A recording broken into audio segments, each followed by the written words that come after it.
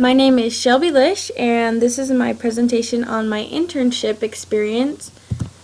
So, winter semester of 2013, I was a little bit unsure of what I was wanting to do. I was currently an early childhood special education major, and I felt that being a special education teacher wasn't the right fit for me, so I began to explore my options.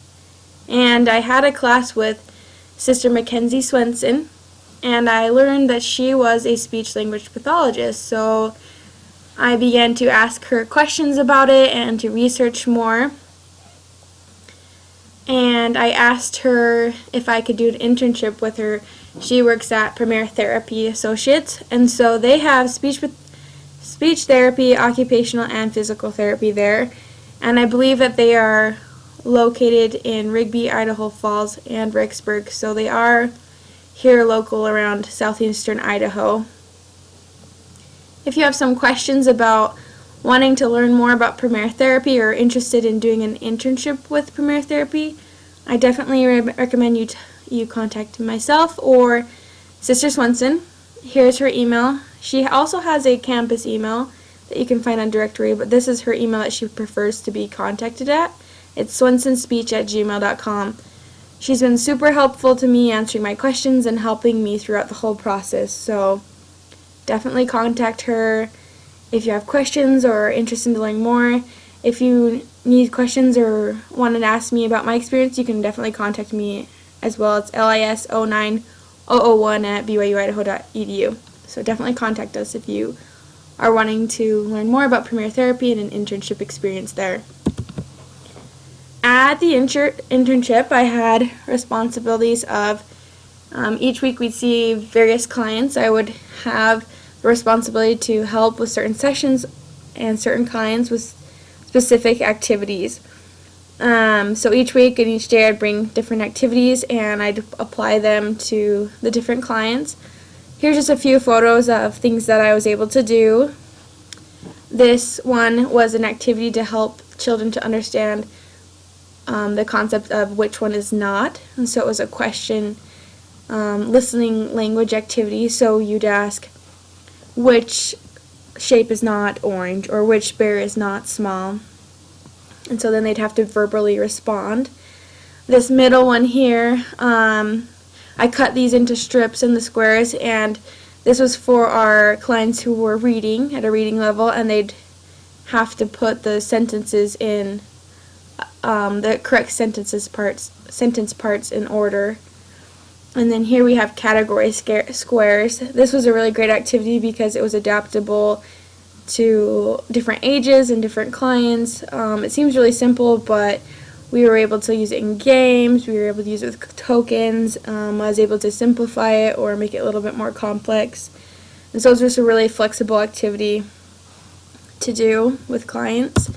So each of our clients have different needs and are at different levels, and so we worked with them on things like articulation, listening skills, comprehension, social skills, and much more.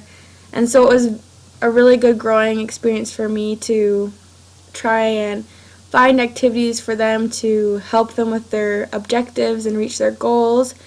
And it was fun because I looked for games that we could play and incorporate their learning goals. For example, Uno, or we played Guess Who a lot, and that was a good activity. Headbands was a good game as well. Also, I was able to find different storybooks that could apply and to help them, like Is Your Mama a Llama, where they would give a verbal response to a question. It was very interesting as well because we had some clients who would respond in sign. For example, we worked teaching an 18-month-old sign to verbally ask and request for things such as candy, and we also taught him ball, and so here's just a few pictures of the baby signs. And then there's so many activities available online that I could find, like this Why Monkey Why is a verbal response interactive book, and it went over really well with clients. And so my responsibilities were to work with the families and help Sister Swenson with whatever she needed me to help her with, and so it was a very good experience. I benefited greatly from this experience. It was good to have direct experience in the speech language field, to see that it was something that I would actually want to do, and this is something that I want to invest and go to more school for. Also, interactions with the children and families. I grew to love every single one of our clients and their families, and my life has definitely been enriched by our relationships with them.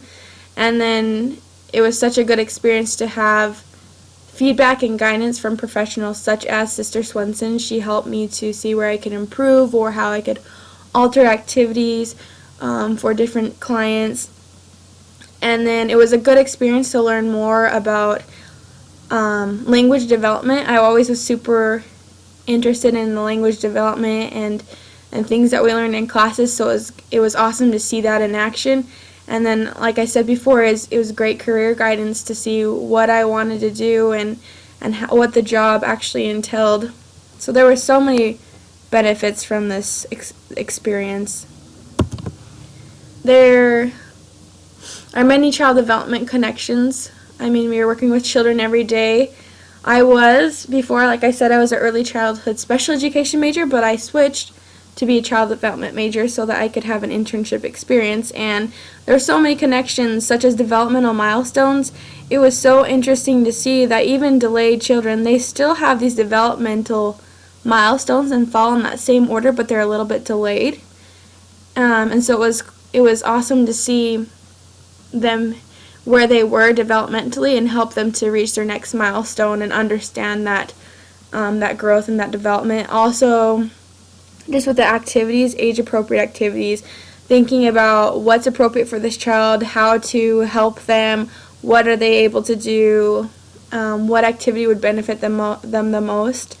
And then scaffolding goes along with that, is seeing this target skill that they're able to accomplish and helping them to grow and develop their skills with scaffolding and with assistance.